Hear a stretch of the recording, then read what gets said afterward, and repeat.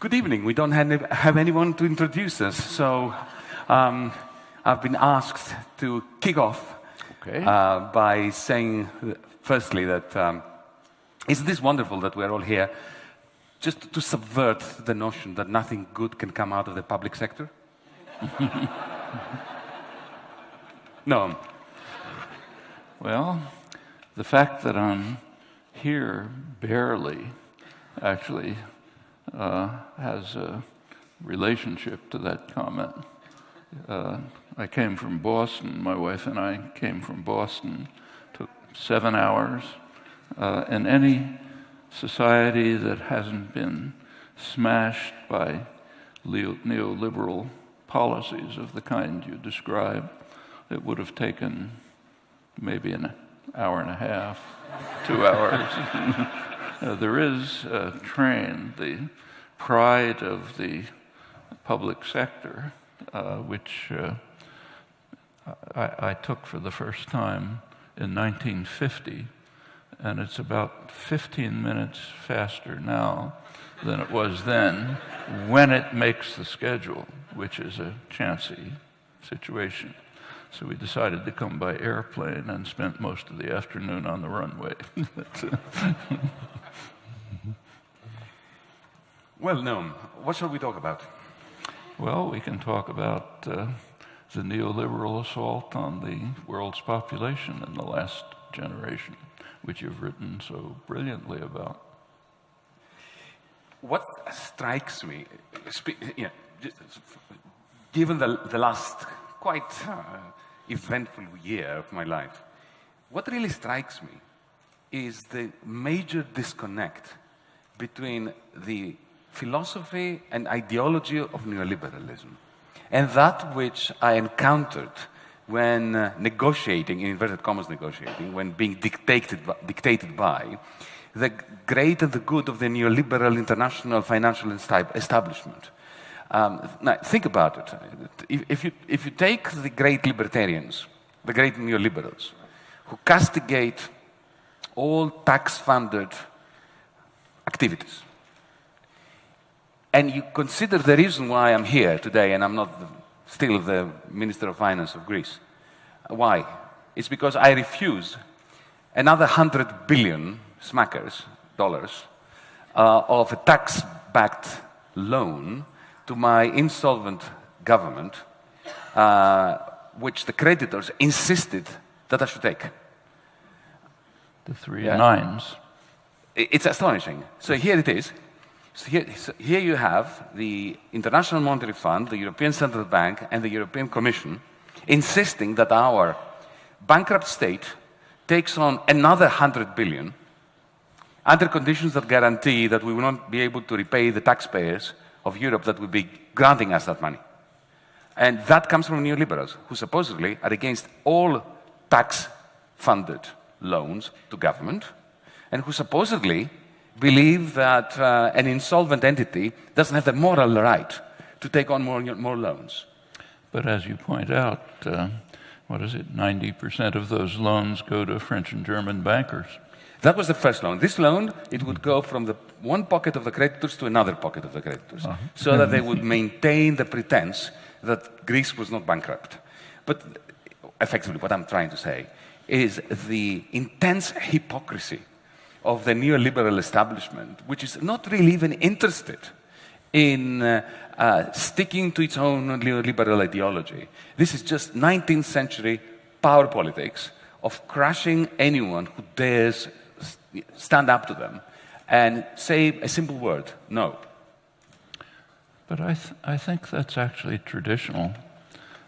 One of the paradoxes of neoliberalism is that it's not new and it's not liberal. Exactly. And exactly.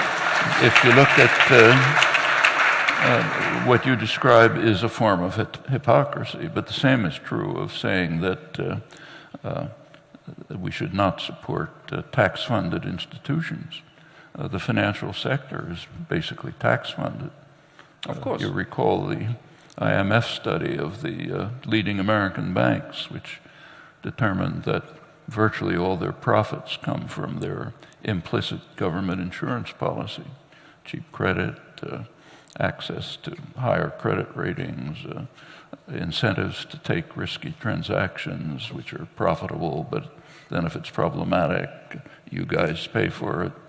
Or just take the basis of the contemporary economy, which actually I've been privileged to see developing in government subsidized laboratories for decades. MIT, where I've been since the 1950s, is one of the institutions where the government, the funnel in the early days was the Pentagon, was pouring in money to create the basis for the high-tech economy of the future and the profit-making of the institutions that are regarded as private enterprises. It was decades of work under public funding with a very anti-capitalist ideology.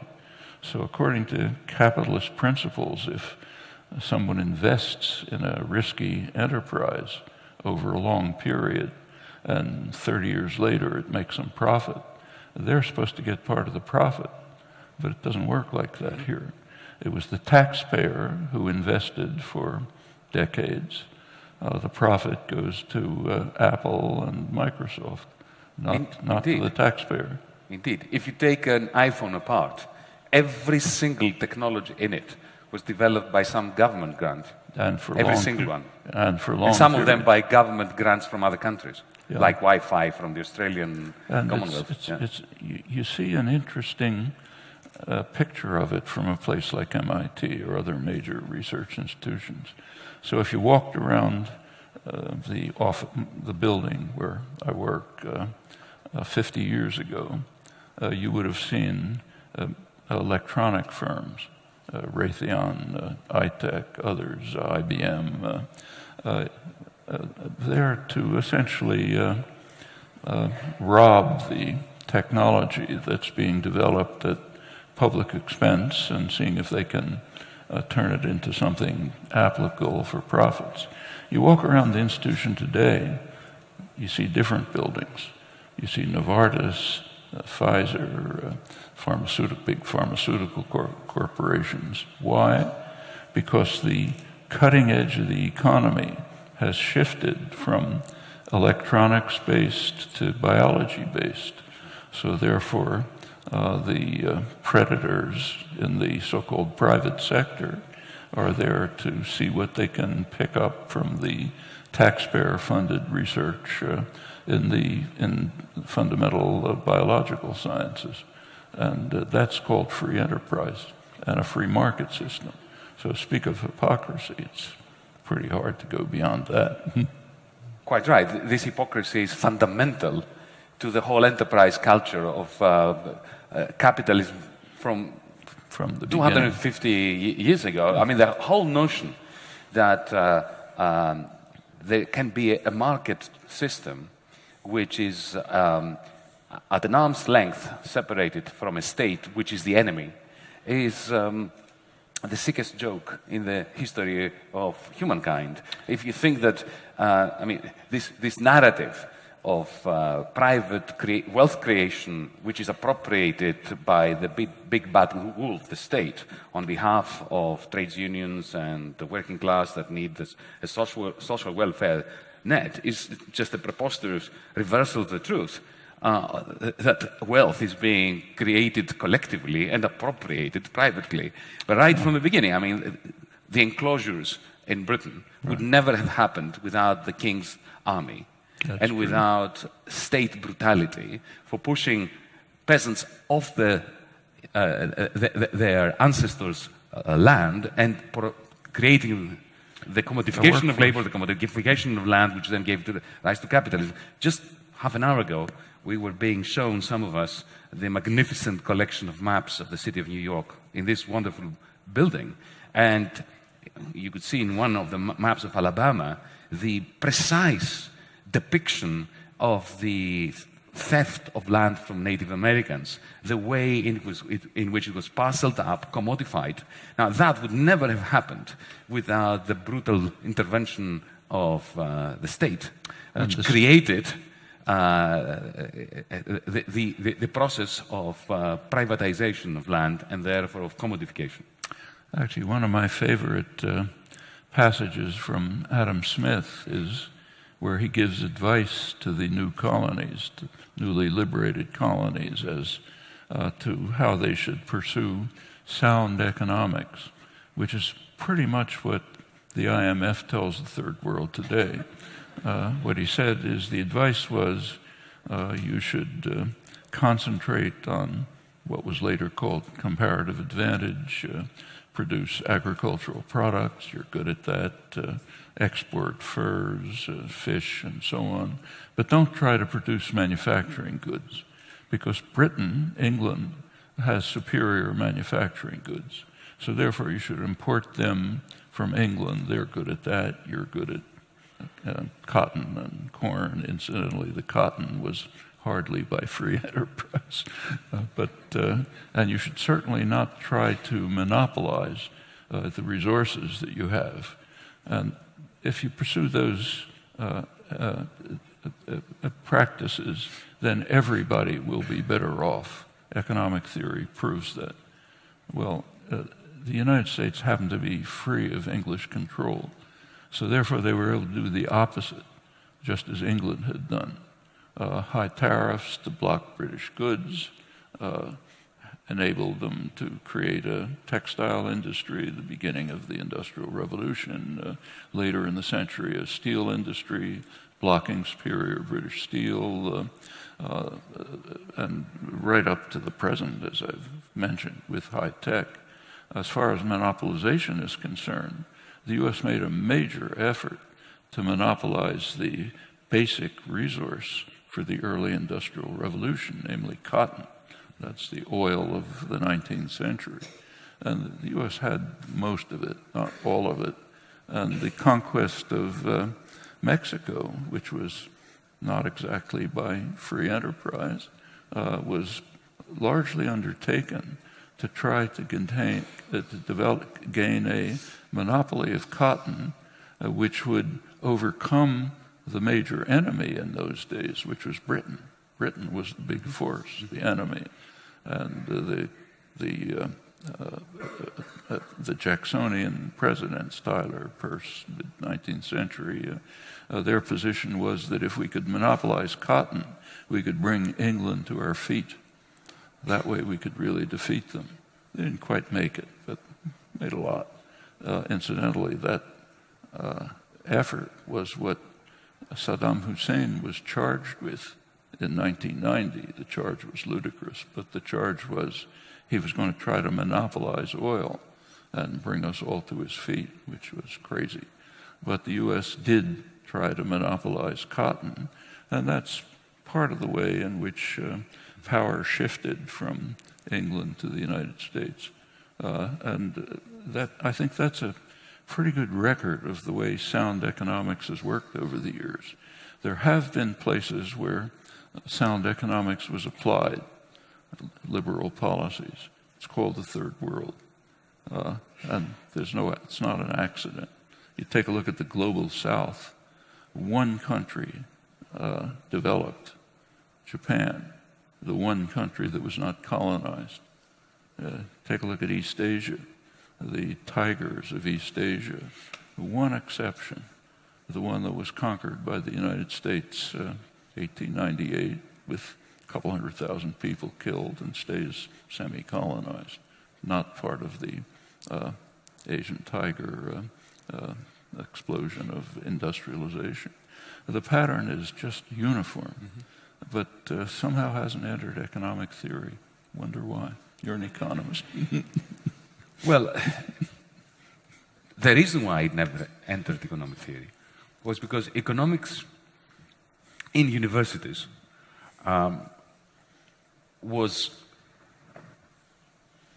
began to evolve from the 1950s onwards as the queen of the social sciences. And what gave discursive power and monopoly power within the academic environment to economics was the claim that it was the only social theory which was peddling universal truths to be proven by mathematical means. And it succeeded. So when a sociologist, an anthropologist, and an economist applied for a grant, it was always the economist who got it on the basis of this discursive monopoly. And however, in order to close the model mathematically, the only way to solve the equations is by making assumptions that distance the model from really existing capitalism. So, for instance, you have to assume that there's no time and there's no space. Because if you allow time to interfere with your model or space to enter, you end up with indeterminacy. In other words, you end up with a system of equations that cannot be solved or that have an infinity of possible solutions, and then you have no predictive power. Yeah. You can't say, well, this is what's going to happen. So we have a very interesting inverse Darwinian process. The more successful economists were at creating models that said precisely nothing about capitalism, the greater their success in the academy. So they became the opposite of the public intellectuals that you've been writing about. They create wonderful abstractions, aesthetically pleasing models that I spent quite a few years studying, in the same way that you go to a museum and you look at a piece of abstract art, but you don't expect to find the truth of capitalism in its form. So this is the interesting sociology of knowledge within the economics profession. But then there is a parallel shift, the end of Bretton Woods, which unleashed banking. Remember, Roosevelt made sure that in the Bretton Woods Conference, which designed the post-war, the first post-war phase between the 1940s and 1971, 1973, he had stipulated that one kind of person should not be allowed into the Bretton Woods Conference. You know who these people were? Bankers. Not one banker attended the Bretton Woods Conference. And that was at the explicit order of FDR. True. And so you had boring banks between 1944 and 1971. But after 1971, and we can discuss why that is, suddenly banking was unleashed, and their capacity effectively to mint private money became unlimited and essential to the second post-war phase of global capitalism, of American hegemony. During this unleashing, there was a need for a theoretical and ideological cover. So I don't blame my fellow economists for pulling the trigger that created so much devastation in 2008 and before that and after that, but I blame them for providing the mathematical models, the sermons, which steadied the hand of the financiers and allowed them to believe that what they were doing was perfectly okay, consistent with science, provable mathematically that it was riskless, and therefore allowed them the mental and emotional strength to do a lot more damage than they would have done otherwise. Actually, one of the more interesting moments in the history of science and scholarship was actually in 2008. As you know, for decades, economists had been claiming with extreme arrogance that they completely understood how to control and manage an economy. There were fundamental principles like the efficient market hypothesis, rational expectations, and anyone who didn't accept this was dismissed as a kind of some strange kind of moron. The whole system collapsed. The whole intellectual edifice collapsed in a most amazing fashion and had no effect on the profession. None at all. Well, it did have. It had the effect that sometimes, you know, when we're driving on a freeway, and I usually go well above the speed limit, condemned if you will, and I get stopped by the police, for the next 20 minutes I drive below the speed limit, but it doesn't last more than 20 minutes. Then after a while I just go back to where I was. This is exactly like the economics profession. They had a brief moment of... some did, but... Some. Or at least of being a bit humble and staying, you know, keeping their heads under the parapet. for a bit. But then within 20 minutes, they forgot about it, and they carried on teaching the same rubbish to their students. But what is interesting, Noam, is that two small points. It's not that the economists went headlong into this mathematized religion, because that's what it is. It's a religion with equations and with a bit of bad statistics. What happened was two things. Firstly, there was a kind of ethnic cleansing of anybody that had retained their wits about the economy. So there were economists who challenged this view and who were simply not reproduced by the system. They never got the grants, they never got the PhD students, their PhD students never got lectureships, never got assistant professorships. So there was a purge of the establishment. The second, which is and far more interesting phenomenon, is that the wonderful minds that created the general equilibrium models, the highest, the popes of the Catholic Church, right, were not believers. So take, for instance, Kenaro. Kenaro is, and Gerard Debré.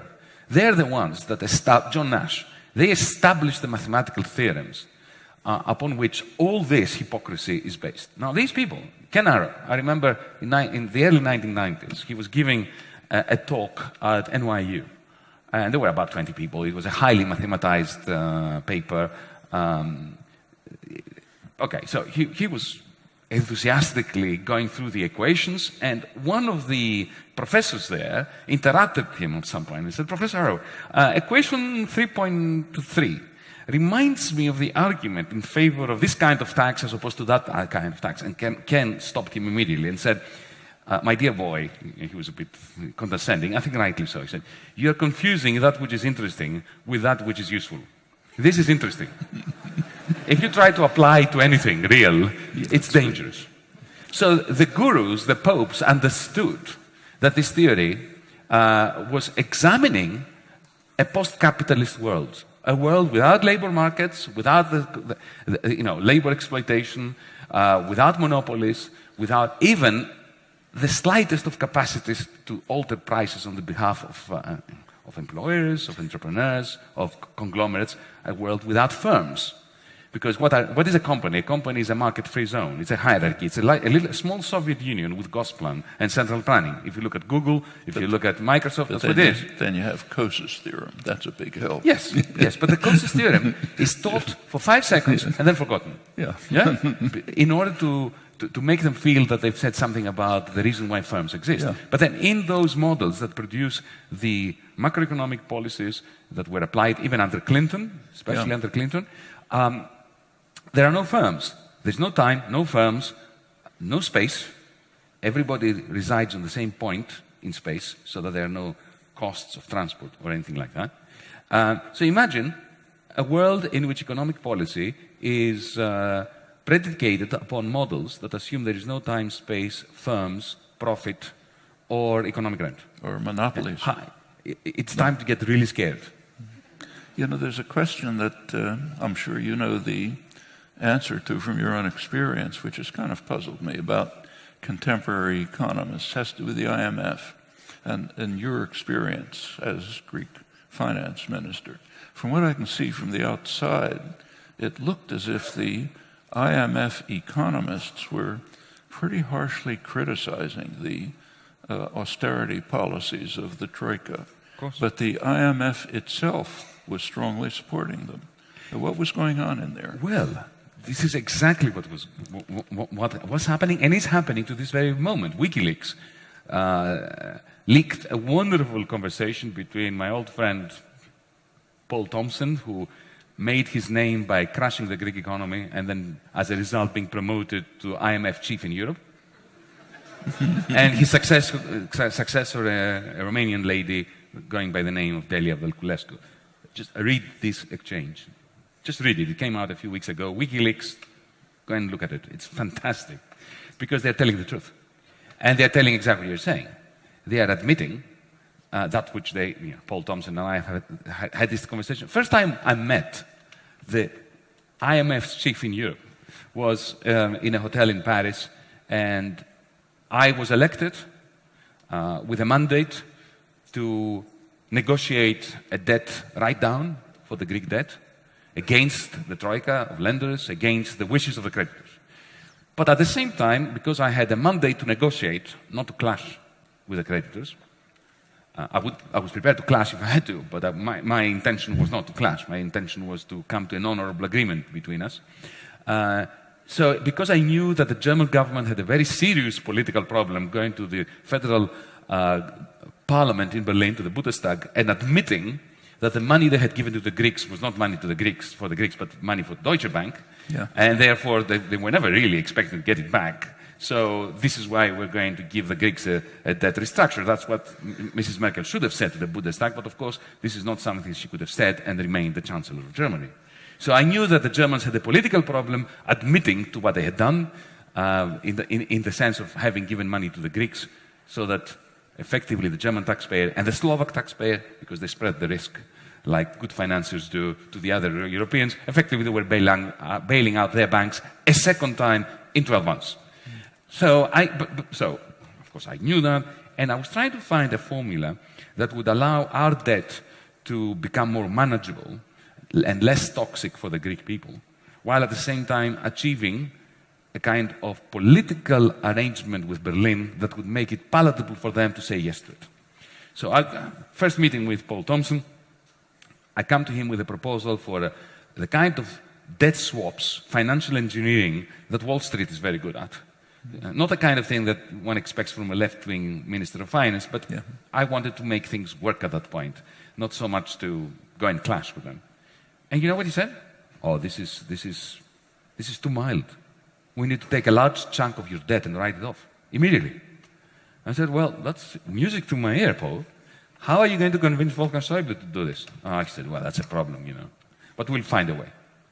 So, at this level of bilateral discussions, even with the leadership of the IMF, you got the idea that they understood what they had done.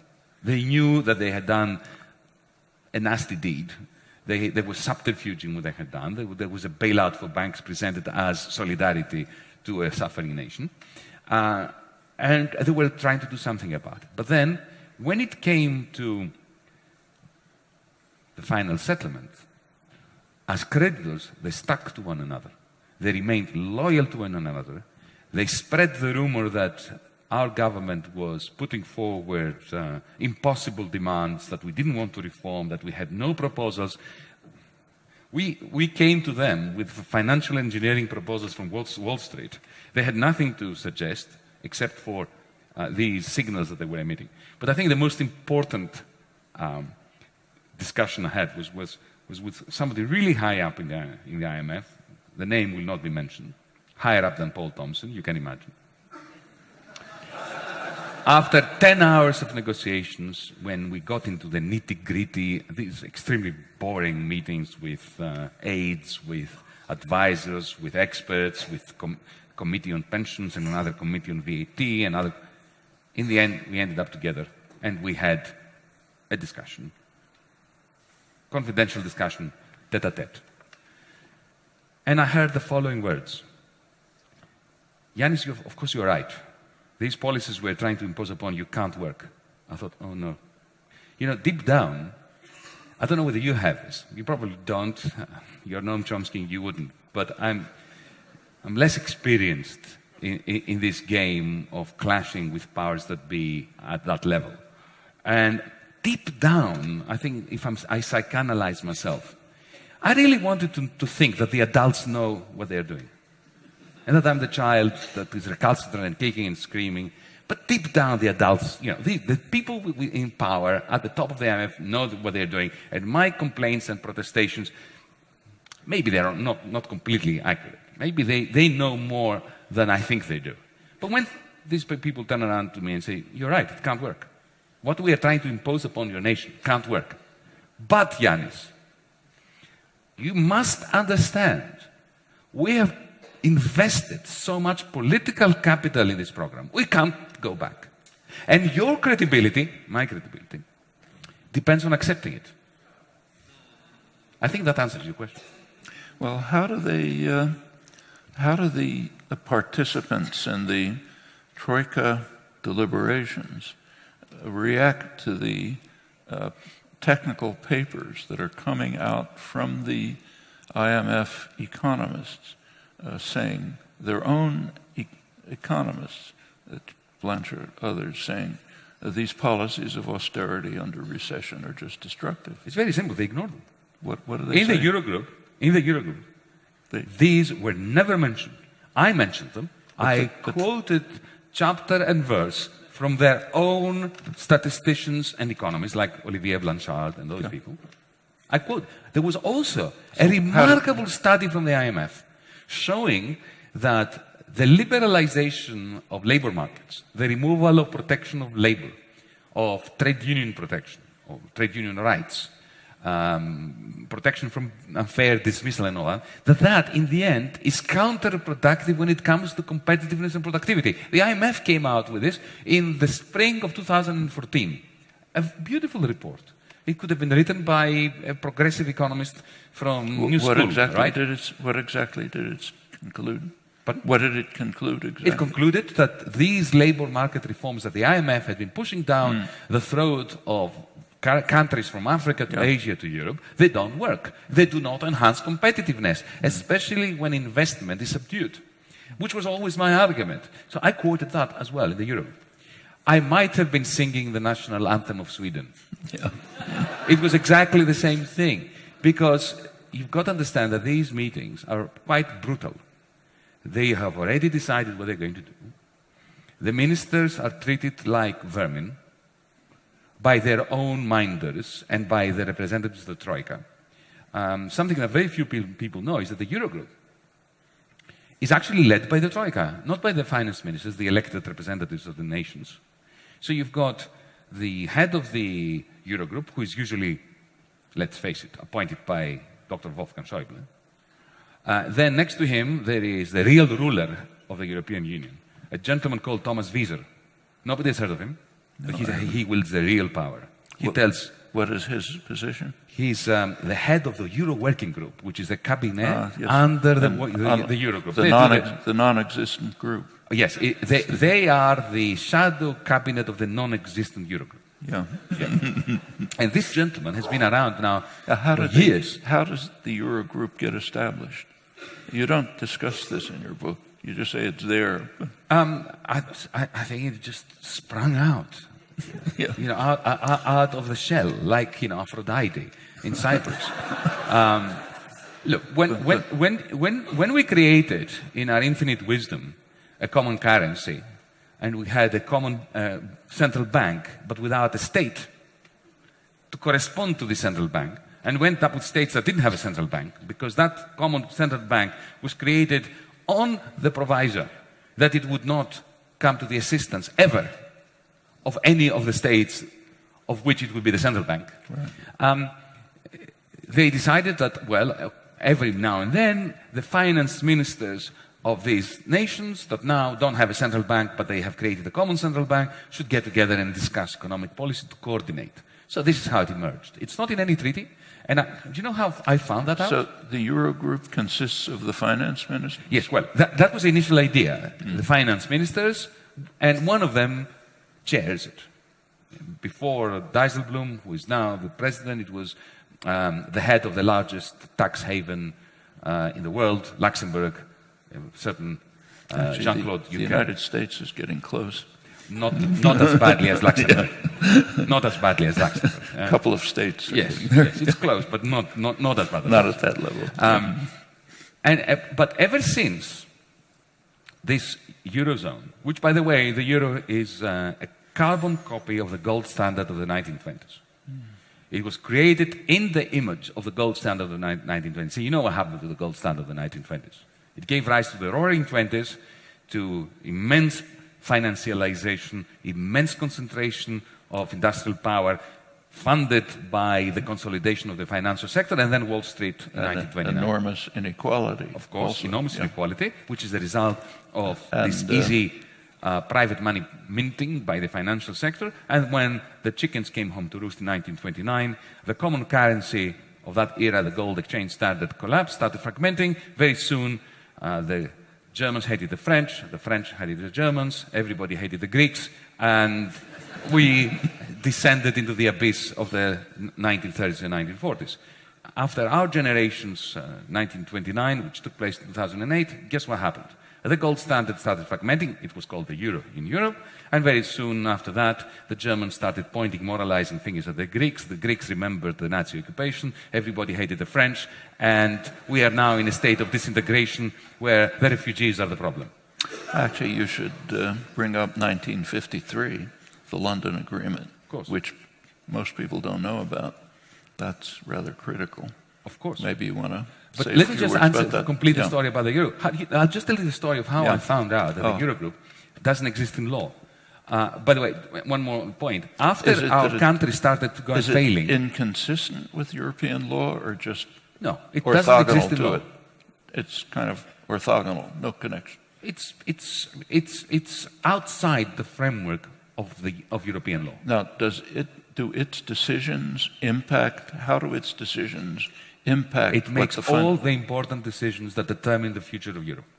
And every single one of them. How are those decisions transmitted to the official decision-making bodies, to the Brussels bureaucracy? Oh, yes. What happens is there is the Eurogroup meeting, and then afterwards there is an ECOFIN meeting. The ECOFIN does exist.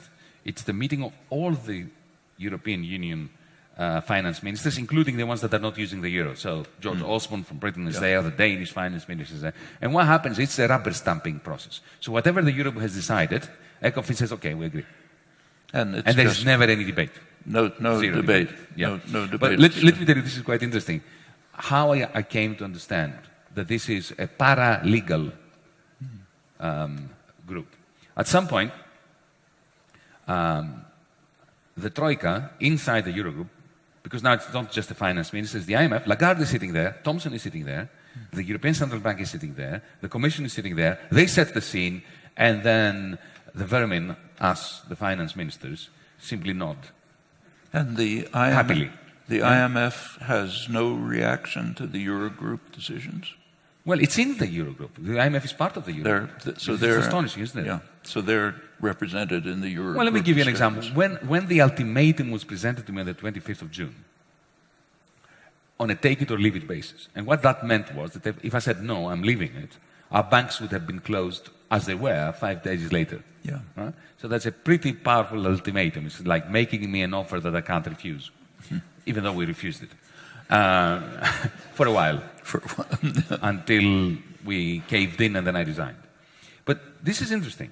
I was presented with this ultimatum. It comprised 3 chapters. One was the fiscal policy that we would have to follow for the next 20 years. Interesting. It's interesting given that our mandate from the Greek people was only for 4 years. This is spelled out in in black and white. Yeah. What the primary surplus could be, what the tax take should be, what measures we should use, what the VAT rate should be in order to get that primary surplus. Chapter 1. Chapter 2. This is specifically for Greece. Only for Greece. Yeah. Has there been something similar for Spain or Italy? Also? Yeah. Portugal. Yeah. This colonization is at full blast. Not just it started with Greece. All bad things started with Greece, and then they spread out. Greece is the laboratory of misanthropy. Now, how do they deal with France? But France, of course, is a final destination. Yeah. And the beauty... Is that beginning to give orders to France? Of course. That is. Of course. From the Eurogroup. Noam, the beauty of those 5-6 months in power. Power, not what power. In office... Watching power. In office...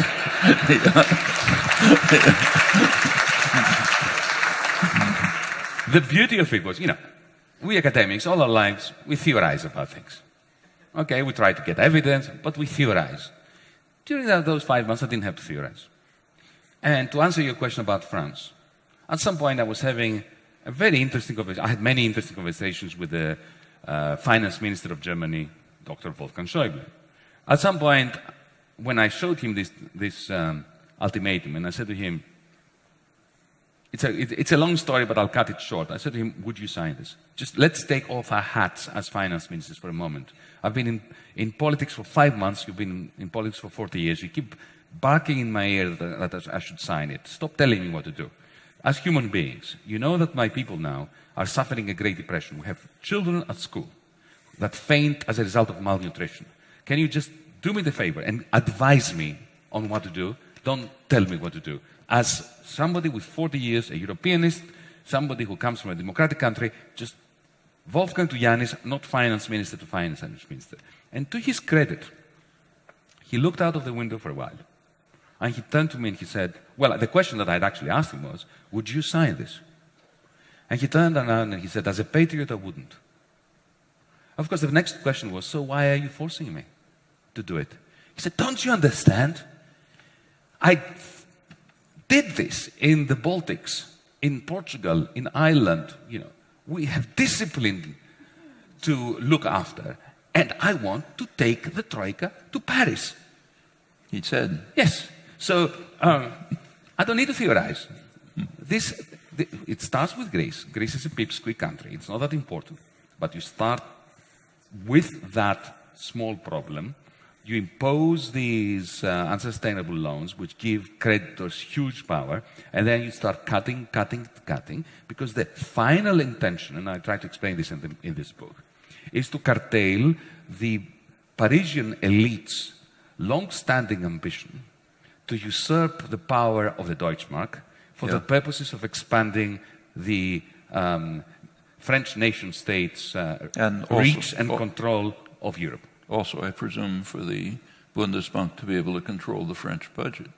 Absolutely. Not so much the Bundesbank, but the Federal Finance Minister, Schäuble himself. And I don't blame the Germans for that. If you go back to 1992, when this euro was first created, the Maastricht Treaty, to convince the French to vote for it, the French conservative newspaper Le Figaro had a headline that was offensive to human beings. It read, as an encouragement to the French to love the Maastricht Treaty, Maastricht, and underneath, a new Versailles Treaty without a shot being fired. Now that is offensive to the German people. It is offensive to anyone who understands the pain of the Second World War. It is offensive to all well-intentioned human beings. And you think French elites actually believed that at Maastricht? Absolutely. This was the intention. Look, de Gaulle in 1965, in response to a journalist, who asked him, don't you worry that with this European Economic Union, Germany is going to become the powerful country here? And his response was, they are going to be the horse, and we are going to be the carriage driver. It's clear. The Brussels bureaucrats. The French graduates of the great Grande École, who would be populating the Brussels bureaucracy. So we should not be anti-German, anti-French, we just must understand that the elites of Europe have made a complete and utter mess of the project of European Union. Yeah, but when you get to Maastricht, the French elites still believed that they were controlling German power in the Maastricht Treaty. Yes. That's pretty astonishing. It's an astonishing error on their part. But so was the German elite's estimation that Helmut Kohl, for instance, who was a Europeanist, who was a federalist deep down, that you create a currency union first, and then when it gets in trouble, the political union will follow. What an error. When you create a gold standard and it starts fragmenting, you're not going to end up with a political union. You're going to end up with an abyss. You're going to end up with Le Pen in government in France, Golden Dawn in Greece, the AfD in Germany, and the fragmentation. You think he understood, say, Nicholas Kaldor's prediction? He never did. Never? No, none of them did. Including Kohl? Including Kohl. He didn't understand it, and he didn't believe it. He really genuinely thought, in a rather simple-minded manner, that we are creating this monetary union. Its fragmentation is going to bring about humongous costs for Europeans. So our successors, when this fragmentation begins, must fix it by creating a political union. Well, yes, they must, but they're not doing it. And they're not doing it because they are falling prey to this self-reinforcing negative feedback mechanism between authoritarianism and bad austerity policies. How did the Fed respond to Maastricht? The Fed? Yeah. It is interesting. Remember, Alan Greenspan was not the most astute of central bankers. And he was in some ways. He understood why the economy was working so well. Remember his testimony to Congress where he explained how magnificent the economy was that he was administering. He said it's based on growing worker insecurity. True. That was a good remark. Yeah. Yes. So he was a real class warrior, but he did not understand finance. Yeah. Yeah. Unlike Paul Volcker, but he understood power. Yes, he understood power. But Paul Volcker, his predecessor, understood both power and the pitfalls of over-reliance on markets. Yeah. Okay. So what was the reaction to Maastricht by the Fed? None. None. None. It was. They didn't pay attention. There was. Well, I do not know of any substantial reaction. I haven't seen any. I've done some research. They were just going along. They would be making comments about the specifics, technicalities, but not any degree. Paul Volcker did make some very interesting comments. What was his reaction? He was very critical. He was very critical of the lack of checks and balances and shock-absorbing mechanisms. But Alan Greenspan and the Fed under Alan Greenspan indulged in auto-lobotomy regarding these structural aspects of global capitalism. Actually, you ought to bring up what the 1953 story. That's quite critical. Well, it's part of a broader story of American hegemony after the Second World War, which has two dimensions that are, of course, interwoven. One is the Cold War story, which is a very important story, and the increasing authoritarianism of the United States after Truman. Beginning with the Truman Doctrine, again Greece, remember, everything bad starts in Greece, like the Cold War, which began in the streets of Athens in December 1944, not in Berlin, then spread to Berlin, with the first attempts by the CIA, successful attempts to overthrow governments that they considered inimical to the interests of the global empire, like the Mossadegh government, then later our government. I grew up in the dictatorship that the CIA managed to create before the Pentagon had its own coup with the generals. There was a wonderful race between the Pentagon on the one hand and the CIA as to who was going to stage the Greek coup in 1967 first. And they were working quite separately from one another. The Pentagon with generals and the king, and the CIA with the colonels. And the colonels got in first. They were more agile. So they moved in first. And so then you had Pinochet, you have the Latin American brutality, and so on. So that's one story we all know about American imperialism post-1944. But the second dimension, which is much more interesting and much more benign, because if you look at, it starts with Bretton Woods, an attempt to prevent, by the new dealers in power, and by some very good people, to prevent another Great Depression in the States. The great fear, of course, was, in 1944, they could see that the war would end.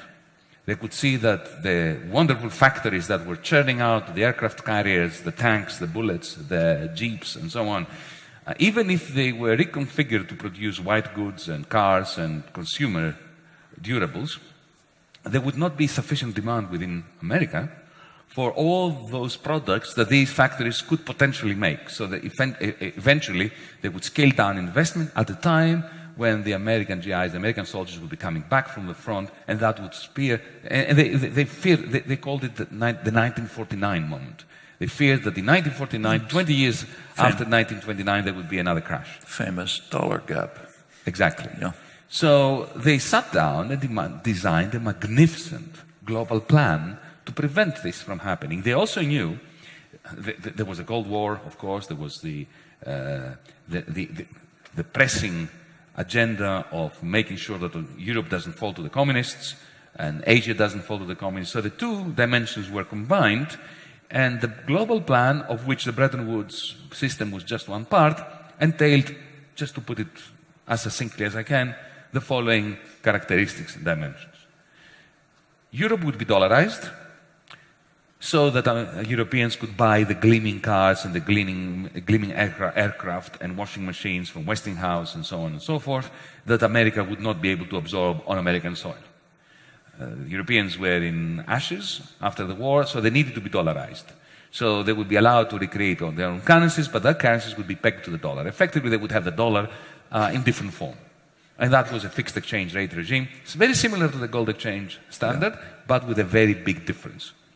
The New Dealers who had felt the Great Depression in their bones, most of them, if you look at their biography, had actually suffered during the Great Depression. And they were very keen to avoid it again, understood that what was missing in the gold exchange standard was a system of surplus recycling, of taking surpluses from jurisdictions where they were being created through a political mechanism and siphoning them in the form of productive investments or some kind of investment into the deficit areas in order to be able to generate the incomes in the deficit areas that were necessary to keep purchasing stuff from the surplus countries so the surplus countries could remain surplus countries, like America, for instance, to keep recycling surpluses and deficits to maintain this global plan. If you think about this was an extension of the New Deal. It's worth bringing out the role of reconstructing Germany in this system, which was quite critical. I have looked at Senate papers from 1946 talking exactly about that, because this global plan had to rely on a European pillar and on an Asian pillar. And they had to have a strong European currency and a strong Asian currency to act as shock absorbers. There are these amazing documents where they say, okay, American capitalism is going to go through a spasm like capitalism always does. That shows a kind of understanding that today, on the last 20 years, is absent from policymakers.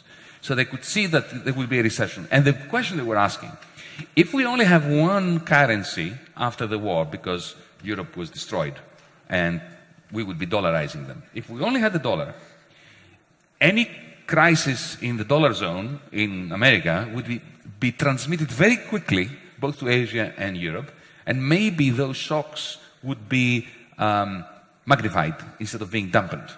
So we need shock absorbers. We need the European currency and the Asian currency that would do the shock absorbing. But in order for those currencies to be sufficiently strong, they would have to have they'd have to be an industry, and they'd also industry, and crucially subordinate to the dollar, not Keynes's proposal. Exactly. But they would have to be net exporters in their vicinity. Yeah, but so Germany in the rest of Europe, but Japan vis-à-vis China. Yeah, within the global system managed in Washington. Within the global system, under the and that's the Keynes-White dispute. Exactly, the Battle of Bretton Woods, which is an amazing episode in intellectual and financial history. Now, at that point, the problem they had when they were thinking about this in 1946, late 45, early 46, was that they already had agreed with the French to turn Germany into a pastoral land, to deindustrialize Germany. So they had to go back to the French and say, we changed our mind. And they did. And they offered them a bargain. You will agree to the reindustrialization of Germany. You will agree to a write-down of German debt, otherwise the German economy will never be able to recover if it is in the dark cloud of unsustainable debt. And in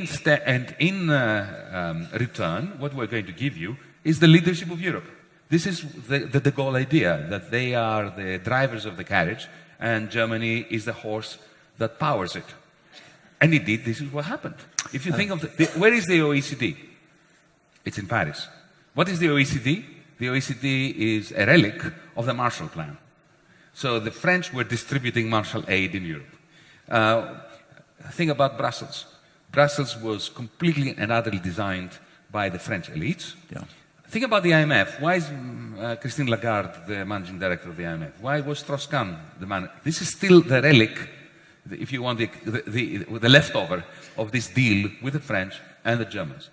Interestingly, so going to 53, 53 is where the Americans grabbed the heads of the British, of the French, of the Italians, and of the Greeks, incidentally, and banked them together and said, you are going to write down German debt.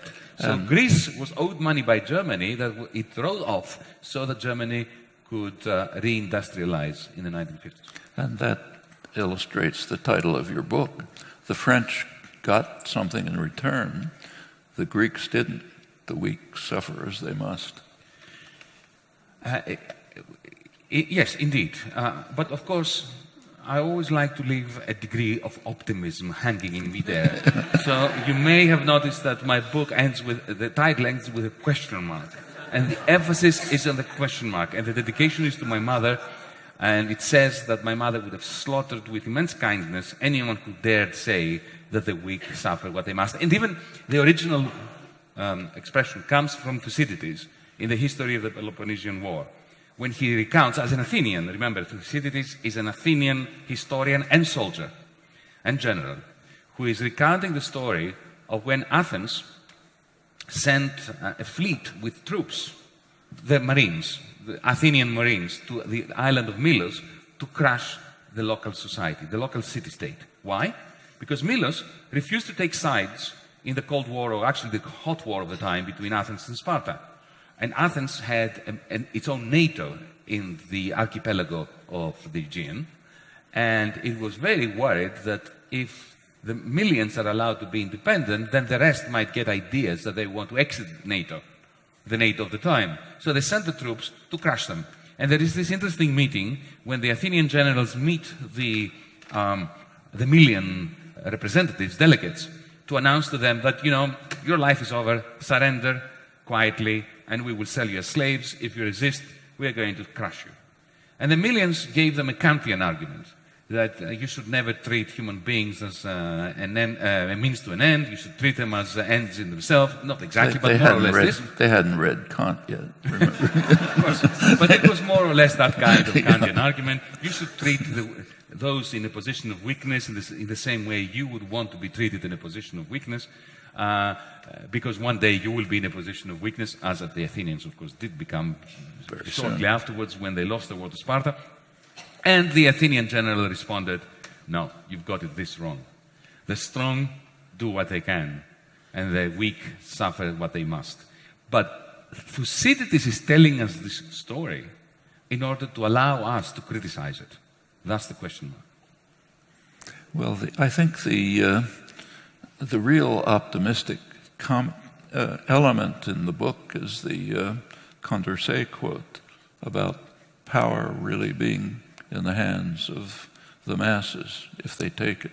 In the mind of the masses. In the mind. And in fact, that goes back to, and he was probably quoting David Hume, who in the First Principles of Government makes that point very clearly. He says it's surprising to see the easiness with which the great mass of the population is subordinate to their governors, because power is in the hands of the governed. And if we inquire into the means by which this wonder is achieved, we see that it is by consent alone that the powerful are able to govern. Meaning, if the governed refuse to consent, to use your words, the game is over. That's exactly right. And my wife, we felt that on the 3rd of July last year. There was a magnificent moment. Because you've got to remember, our government won the election in January of 2015 with a mandate to speak truth to the powerful, to say no to them, and do your worst. We're not accepting any more of your toxic loans under conditions that will shrink our economy and our people further. And we won this election, but because of the system of disproportional representation, we won government with 36% of the vote. The previous governing party received something like 25%, so we had enough seats in parliament to form a government. But that's 36% of the vote. Yeah? And we had the whole media of Greece and the world completely and utterly, militantly against us. We had the central bank. Third day I was in my office. The president of the Eurogroup visited me to say, either you accept the existing policies, the ones we were elected to challenge, or your banks will be closed within a month. So this is the you can't be weaker than that. We did have a strategy. We did have a secret weapon. We can talk about this later when we open this up. But when they closed our banks down, I believed that it was just a matter of days before our support would wane. And we had called for a referendum to support us to carry on fighting. So remember, we had only won 36%. The banks were closed. People didn't have access to their money. Pensioners were fainting in line in front of closed banks to get some money out in order to feed themselves. The press is bombarding, terrorizing people in their living rooms on the television set, saying to them that if they vote with us against the Troika, Armageddon is going to come and we'll be expelled from the universe, not just Europe. And those crazy, magnificent Greeks gave us 62%. Why? Because the one deficit that they could not bear was a deficit of dignity. And they had a Condorcet moment.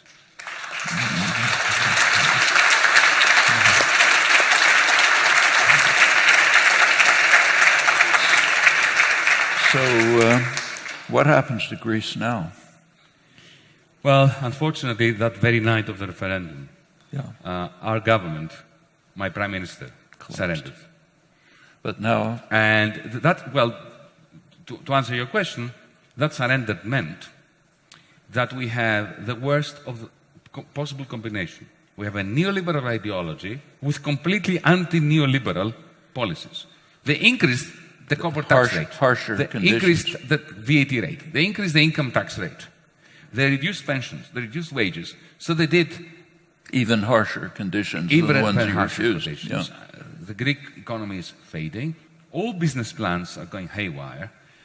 In a sense, remember liquidate under President Hoover? Mellon, I think that was the name of the US Treasury Secretary that said that. Yes. This is what's happening.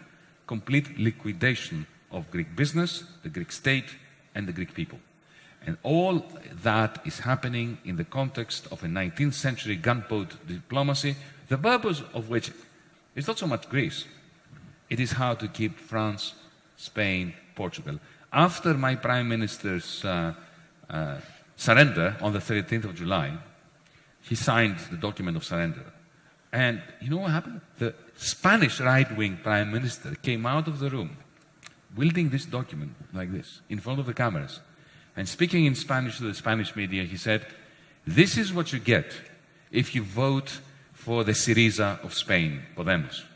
Podemos, yeah. Well, thankfully, the Spanish people booted him out, but didn't vote for Podemos in. So now we have a hung parliament in Spain, no government. No government. Yeah. Well, actually, that's much better than having that government. Yeah. So what do you think the future is for the peripheral country? When you say liquidate, does that mean liquidate into German hands primarily? No, what I mean is, what's going to happen is we're going to have hundreds of thousands of small business, who's buying petty them up? bourgeois people who will lose their shops, who will lose their pharmacies. They will be a lost generation. They'll become homeless. They will leave the country. Their kids who are well educated will go to Germany. They will go to Spain, no, because the Spaniards are leaving. They will come here. They will go to Canada. They will go to Australia. They will go to South America, somewhere to find a way of making ends meet. You're going to have the liquidation of households with foreclosures, and foreclosures in Greece are worse than here, because here you can take the keys to your house and go to the bank and say, "Take it, bye."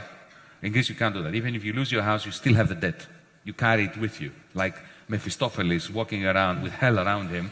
You're walking around the world with that same debt, even though you have no house. It's kind of like student debt here. Yeah, exactly. Exactly. Yeah.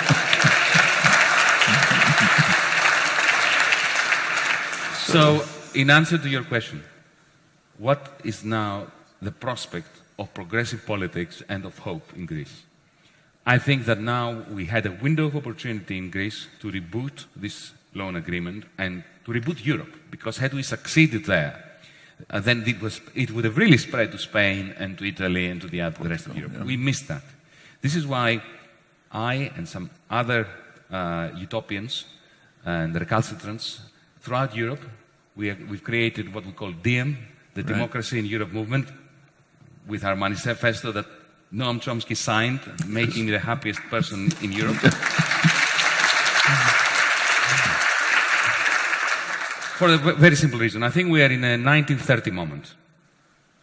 Shortly after the collapse of Wall Street, the great financial crisis, and just before the slide into a postmodern abyss of xenophobia, misanthropy, failed economic policies, austerity, debt deflation, that will become a major source of uncertainty, of misanthropy, of pain, and unnecessary pain, not just for Europe, but for the rest of the world. And allow me, at this point, I have a pin that I've brought with me for DM to give to you, which I am wearing. And this is a bit of propaganda for our Democracy in Europe movement. I can't not give this to Noam Chomsky since he signed our manifesto. Thank you very much.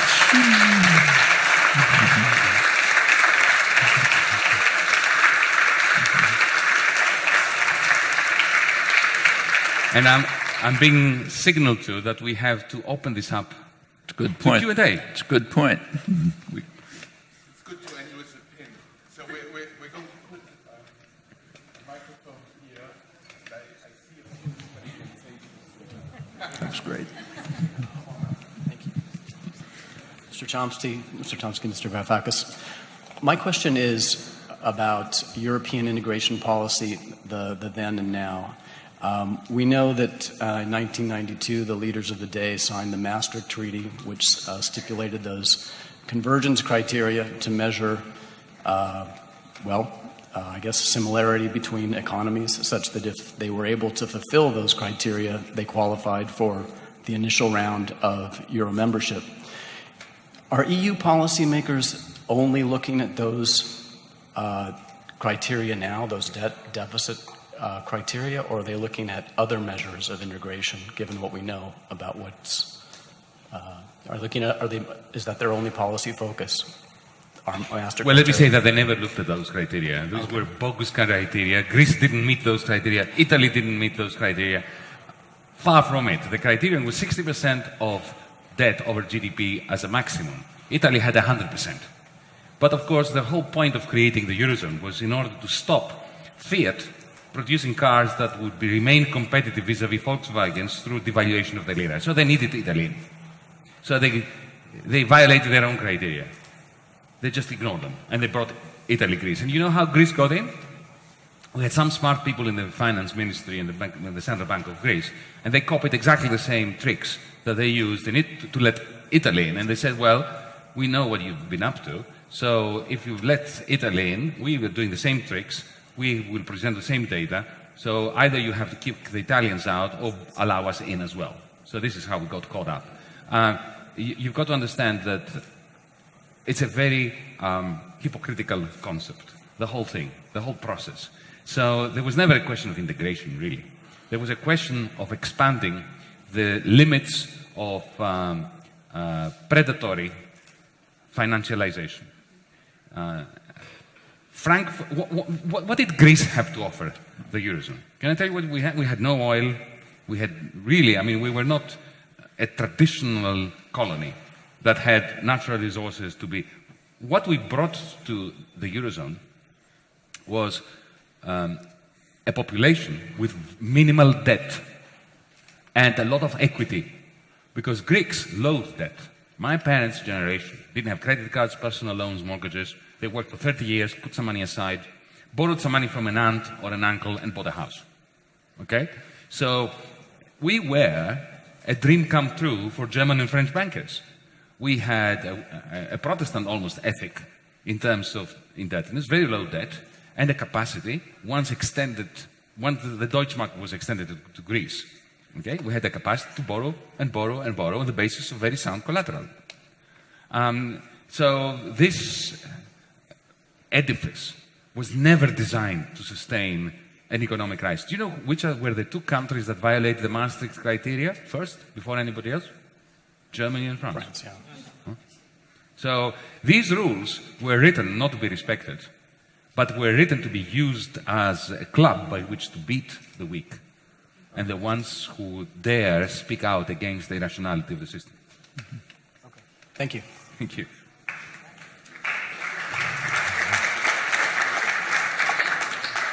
Hello. My question is for Mr. Chomsky. In the past, you've been very critical of the way in which the West has engaged in political and economic imperialism around the world behind closed doors, kind of smoke and mirrors. How do you believe that transparency and democratizing the Eurozone will affect or deter this behavior? With the transparency in... And democratizing the Eurozone. And democratizing the Eurozone. How will it kind of affect or possibly deter this behavior? Actually, one of the things that Yanis discusses in his book is that the Eurozone, in the Eurozone, democracy has declined arguably even faster than it has in the United States. During this past generation of neoliberal policies, there has been a global assault on democracy. That's kind of inherent in the principles. And in the Eurozone, it's reached a remarkable level. I mean, even the Wall Street Journal, hardly a critical rag, pointed out that no matter who gets elected in a European country, whether it's communists, fascists, anybody else, the policies remain the same. And the reason is they're all set in Brussels by the bureaucracy. And the citizens of the national states have no role in this.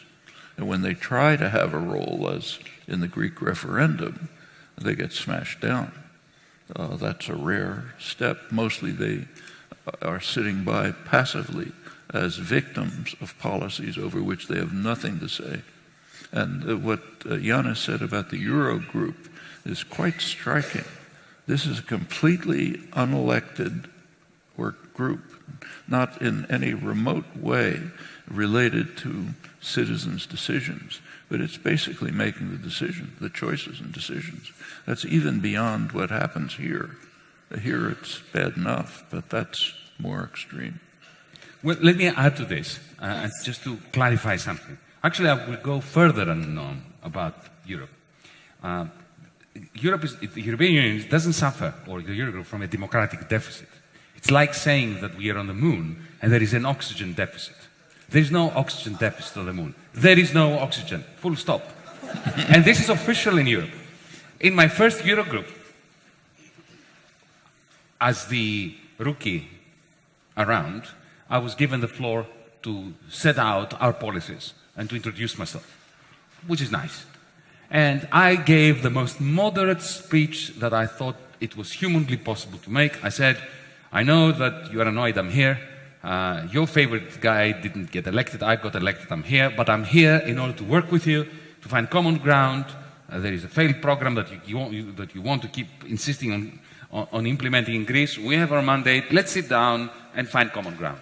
I thought that was a pretty moderate thing to say. They didn't. And then after I had expounded the principle of continuity and the principle of democracy and the idea of having some compromise between the two, Dr. Wolfgang Schäuble puts his name tag forward and demands the floor. And he comes up with a magnificent statement. Verbatim, I'm going to give you what he said. Elections cannot be allowed to change the economic policies of any country. At which point I intervened and I said, this is the greatest gift to the Communist Party of China because they believe that too. Okay? Now, while I was in there, in the 12 Eurogroup meetings that I attended before I resigned, I noticed in those very lengthy, incredibly intense and depressing sequences of discussions, some of them lasted more than 12 hours, the room was full of cameras, microphones. These screens, we had 30 of them. I could say, whoever, we were in the same room with people and I was watching them on television because, this is the power of the screen. You don't watch the person speaking, you watch him on the screen or her. Yeah? And at some point it hit me. We don't need a revolution here. Somebody in the control booth, just press a button and connect all these cameras to the internet. Just imagine if that would have to happen. Huh? You don't need a treaty change, a new constitution, a revolution, nothing. Somebody just press a button. Like in a science fiction movie, you press a button and suddenly you have a new universe. Yeah? What would happen? Would Schäuble say this? I don't know, maybe he would, but you know what? It would make a difference for the Germans, the French, the Portuguese, the Greeks to hear him say those words. Instead of reading the Financial Times where people like Peter Spiegel were simply saying that Yanis Varoufakis was resisting reform in his country and he demanded more money for it. Right? So transparency is everything. We need, this is the first step. It's a huge revolutionary step that takes nothing more than the press of a button. So this is why, on our side, again, I'm a salesperson here tonight, in dim25.org, there is a Transparency in Europe Now campaign. We're demanding the live streaming of all these meetings. We're demanding that the ECB publishes its minutes. We're demanding that all the TTIP negotiating... Do you know that as the Minister of State for Finance in Greece, in order to look at the TTIP documents of the negotiations between the European Union, to which I was a finance minister, and the United States, I had to sign a non-disclosure agreement. In other words, the price of looking at those documents was that I promised not to tell my electorate. So, if you can, get into our site and sign the petition for transparency. It's a small step, just to make it difficult for them. Even if they have to answer the question, why are they not live streaming the meetings? That's a small step, because you're putting them in a difficult position. I just want to say that we are also live streaming. And that I'm not going to tell you how many questions we're going to take, but we're going to end at 8:59. So go next question. Thank you. 59. You and your precision. 9:01. Okay, hi. It's a little bit a follow-up question to the previous one, to Varoufakis. I'm wondering, you wrote that Wolfgang Schäuble wants to kind of have a super minister of all of the Eurozone, a non-elected one who will just kind of decide on national budgets. That's his plan.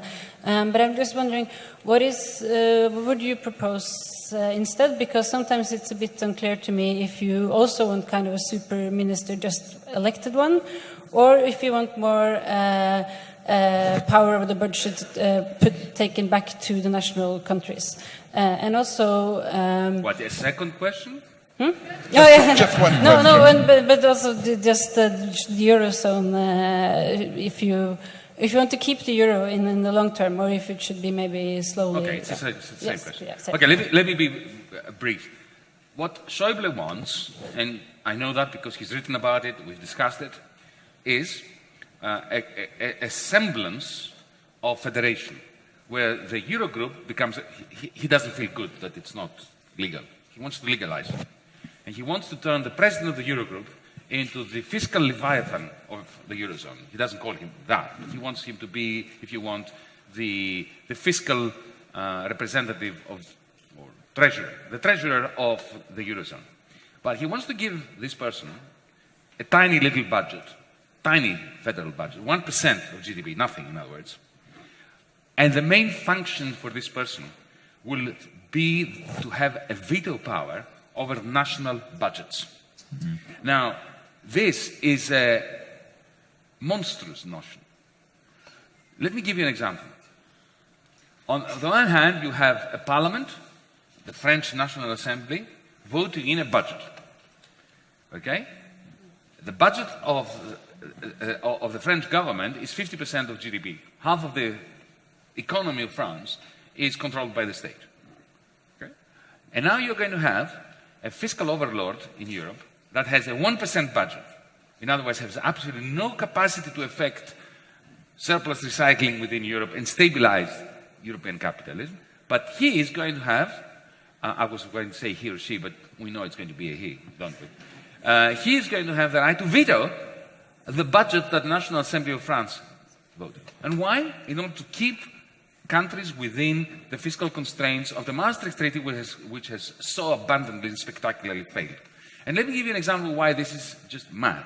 And it makes absolutely no sense, even from a neoliberal perspective. Take Ireland.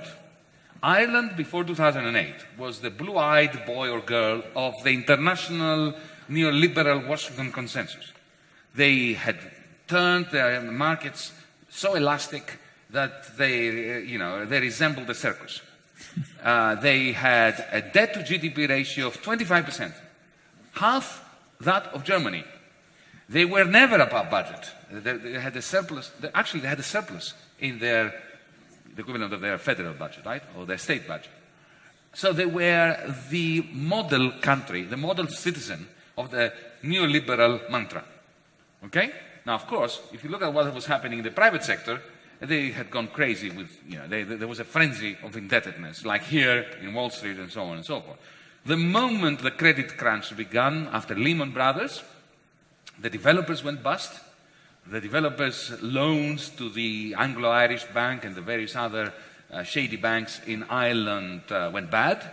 They became non-performing. Those banks immediately became insolvent. And then the president of the central bank, certain Mr. Jean-Claude Trichet, called the Irish prime minister and said, transfer all the losses of the private sector onto the public books, onto the taxpayers, or else, or I will close down your banks. Remember that happened to me a few years later too. Huh?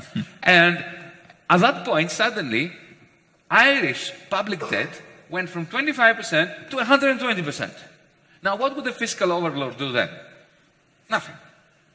Would he veto this? No, because it was the central bank's directive that pushed all the losses of the private sector onto the taxpayers. So this system that Dr. Schäuble is proposing is just an attempt to legitimize the illegitimate current informal system.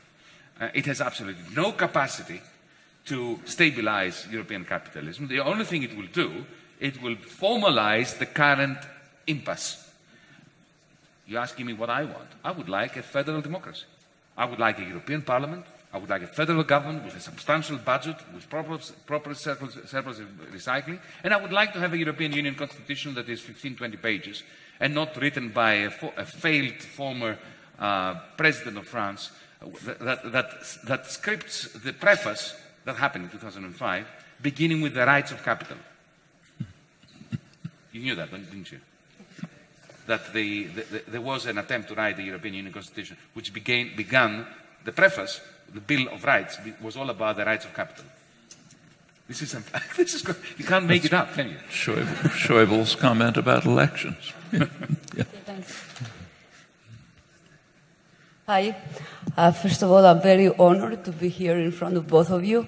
I wanted to ask a quick question for Yanis.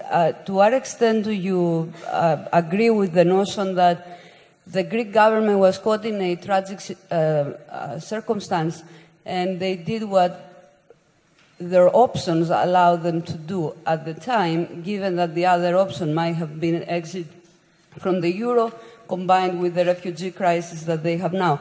And for Mr. Chomsky, I wanted to ask a little bit your evaluation on the Bernie Sanders phenomenon in American politics, and how do you evaluate that for the future of American politics? Well, sorry, Bernie Sanders. The Sanders phenomenon. Bernie. No, You start with Bernie.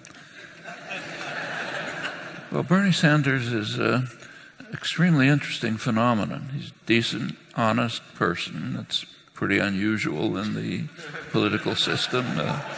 Maybe there are two of them in the world, you know.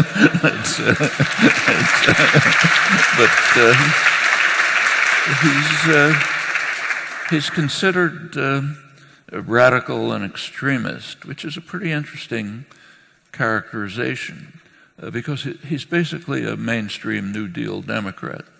His positions would not have surprised President Eisenhower, who said, in fact, that anyone who does not accept New Deal programs doesn't belong in the American political system. That's now considered very radical. The other interesting aspect of Sanders' positions is that they're quite strongly supported by the general public and have been for a long time. It's true on taxes, it's true on health care. So take, say, health care. His proposal for a national health care system, meaning the kind of system that just about every other developed country has, at half the per capita cost of the United States and comparable or better outcomes. That's considered very radical. But it's been the position of the majority of the American population for a long time. So if you go back, say, to the Reagan, right now, for example, latest polls, about 60% of the population favor it. When Obama put through the Affordable Care Act, there was, you recall, a public option, but that was dropped. It was dropped even though it was supported by about almost 2/3 of the population. You go back earlier, say, to the Reagan years, about 70% of the population thought that national health care should be in the Constitution because it's such an obvious right. And in fact, about 40% of the population thought it was in the Constitution, again, because it's such an obvious right. And the same is true on tax policy and others. So we have this phenomenon where someone is taking positions that would have been considered pretty mainstream during the Eisenhower years, that are supported by a large part, often a considerable majority of the population, but he's dismissed as radical and extremist. That's an indication of how the spectrum has shifted to the right during the neoliberal period. So far to the right that the contemporary Democrats are pretty much what used to be called moderate Republicans, and the Republicans are just off the spectrum. They're not a legitimate parliamentary party anymore. And Sanders has the significant part of, he has pressed the mainstream Democrats a little bit towards the progressive side. You see that in Clinton's statements. But he has mobilized a large number of young people, these young people who are saying, look, we're not going to consent anymore. And if that turns into a continuing, organized, mobilized force, that could change the country. Maybe not for this election, but in the longer term.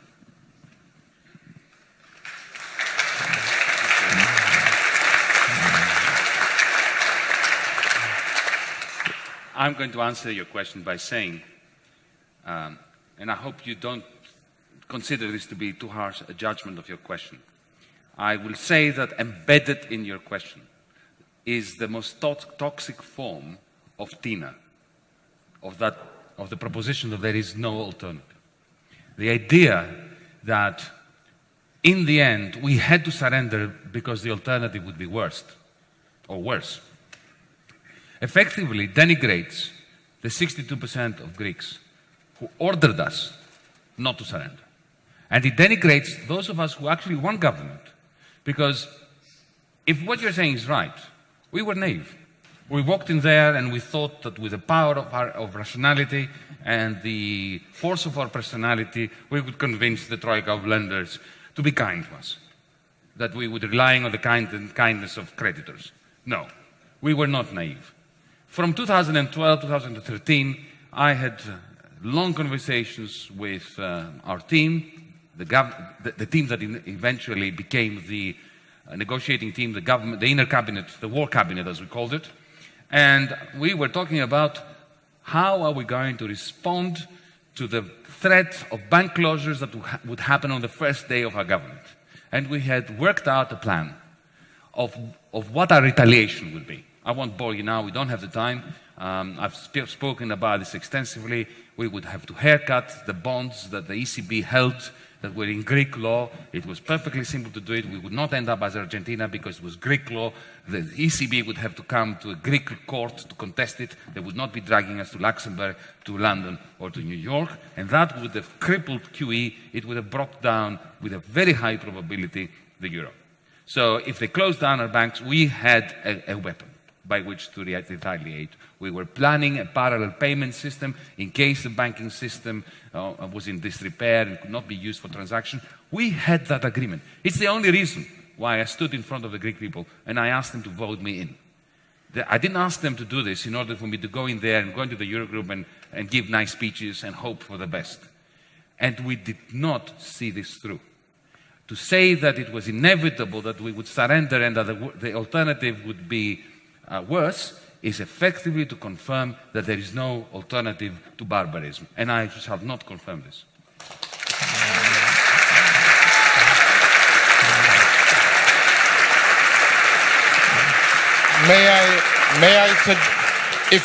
If this would be okay for you, may I suggest that we bundle 3 questions together, and so you ask 3 brief questions, maybe. Not one of you.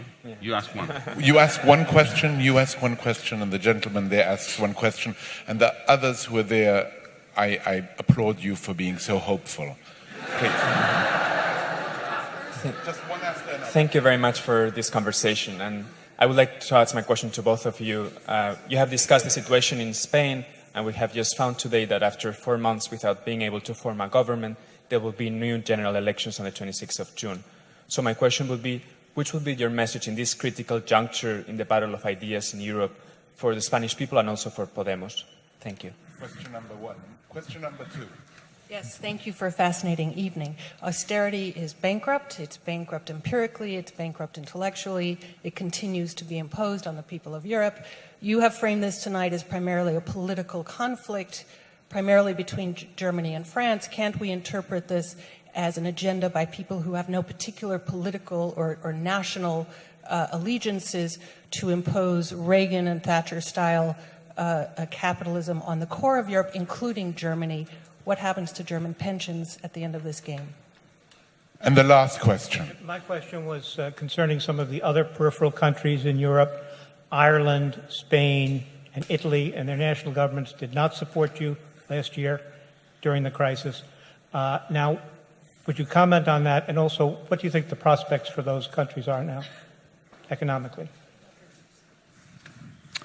Well, the message for the people of Spain, I think, should be this.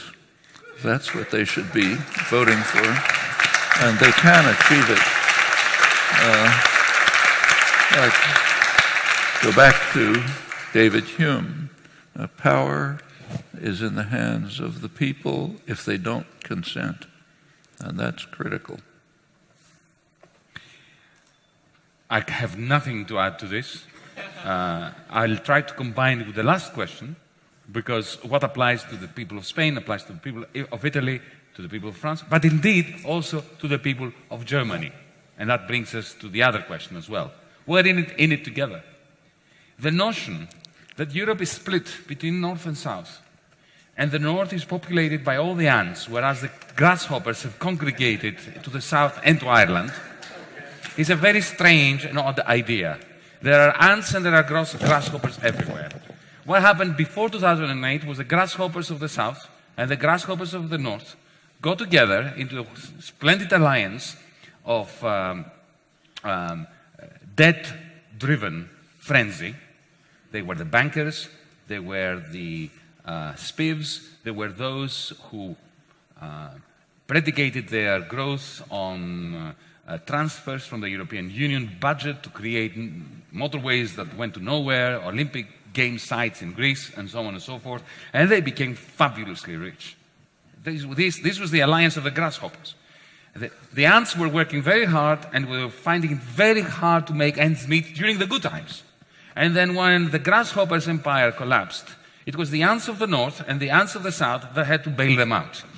And it's time for the ants of the North and the ants of the South to unite in Europe to change that crazy regime.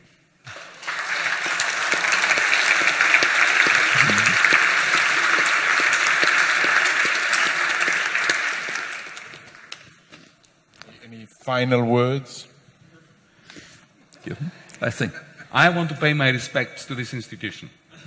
And I want to thank you and your staff. I met some of them before, for the diligence and the dedication and the enthusiasm. If only our rulers had a small percentage of this dedication to public service, the world would have been a much better place. Continue a little more. Thank you very much.